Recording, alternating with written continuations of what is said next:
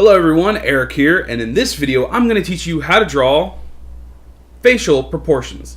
Now in this video it's going to be from straight on, not from any other view or angle. I'll teach that in another video. So let's get started. So to start off here, we're just going to start with a very basic head construction. The first thing you want to do is draw a circle for the main part of the skull itself. It doesn't have to be a perfect circle exactly, because this is just the roughing out. But make it relatively circular as best as you can, or use a template. Next, we're going to add in the jawline. To do the jawline, first you can just roughly sketch out a rough egg shape, if you will. You don't have to be perfect here, just make it round at the bottom and egg shaped, as I said. Now here, I'm just going to tighten it up a little bit so it looks more like a jaw. And to do that, for my style, I just kind of edge things out a little bit more and square everything up a little bit. Now the next thing we're going to do here is we're going to divide it in half. This will really help us with keeping things symmetrical. So just try to roughly divide the head in half. Again, it doesn't have to be quite perfect, but try to get it as symmetrical as you possibly can. Now we're going to divide the head in half again, but this time we're going to do it horizontally. So from the top of the skull to the bottom of the chin, try to find the halfway part. And that's where you're going to put the eye line. This is where the eye is going to rest, or the eyes. In most proportions, the eyes are halfway between the top of the skull and the bottom of the chin. Next, we're going to go from the eye line down to the chin and go halfway between them. This is where the nose is going to go. So just put a line here just to remember where the nose is supposed to go. Now, keeping with the same pattern, go from the nose line down to the chin, and you're going to go halfway between that. This is where the mouth is going to go. As you can see, a good thing to remember is that you can divide most of the facial features in half to find where things are supposed to go. Now I'm going to show you the proportions for the actual eyes and how to know where to center them on the face.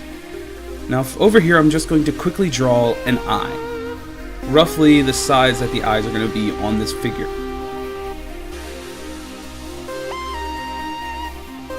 Now this is just for visual representation for moments, so it doesn't have to be perfect.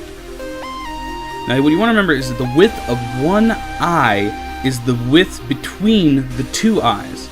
So if you were to center one eye in the middle, you now have the gap that you need to leave between the two eyes.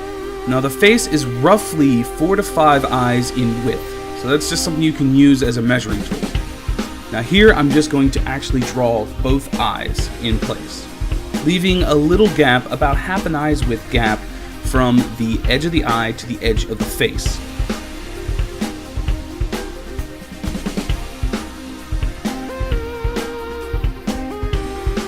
Now we're going to draw the nose. Now like I showed, the nose is halfway between the eye line and the bottom of the chin, right there. But what you need to remember is that that line is where the tip of the nose is about to go. So over here on the side, I'm just going to rough out a general shape of that whole nose area. It's very triangular in a way. Now I'm not actually going to go into hyper detail here, I'm just kind of showing you the main parts. Like right there is kind of the ball of the nose, and then you have the two nostril sides. This is kind of a rough idea of how the nose is going to look. Now, obviously, I'm not going to draw it this way. This is just to help you visualize the space that the nose actually does take up, and the different sections of the nose. Now, right here on the side here, I'm just going to show you kind of a rough idea of how I actually draw the nose. I start with kind of a indent for the bridge of the nose, and then I kind of go ahead and draw to the nostrils, and then rough out a little space for the tip. Now let's put that onto the face. Again, putting a bridge, which is where the eye and nose kind of fold into each other and connect. And then down at the bottom, I put where the nostrils are, which is at the line that I put for the nose. For males, the nose is usually turned down a little bit, so just remember that, because female noses are generally more pointed up. So when you're drawing, try to represent that a little bit in the final picture.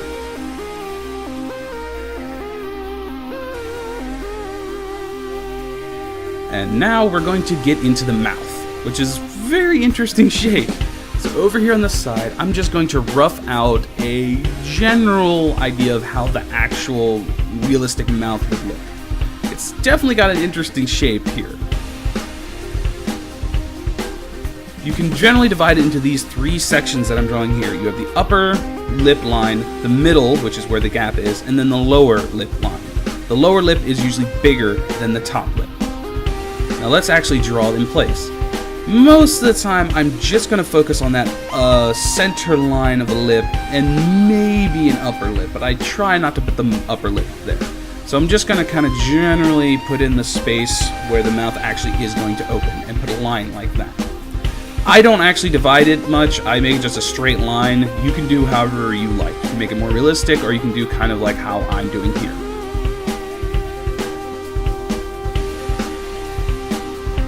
Now we're going to put the bottom lip, which is a much thicker area than the upper lip anyway. But it's just to kind of show the three-dimensional space that there is a bump there under your lip. Now I'm going to give you the idea for the ear. The ear is placed between that space where the eye line is and the nose line is, and the ears go in between there.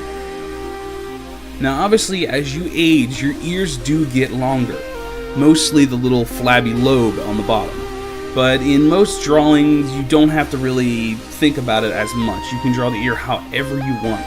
You can make it more realistic, or you can do a very simplified ear, such as I'm doing here.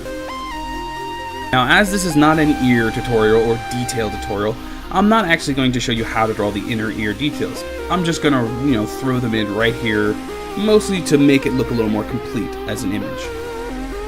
Now, that's pretty much the rest of the face here.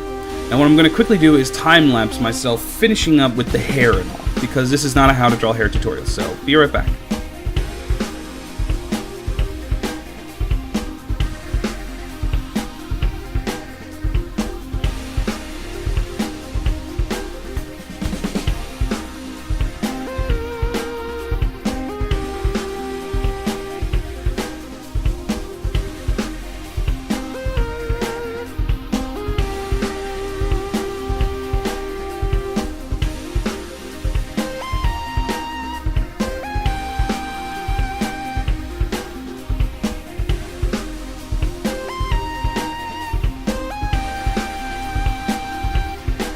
Okay, now that we're back, I just want to go over the eyebrows real quick. Now, the eyebrows are a little bit tricky because they don't have a quite set proportions.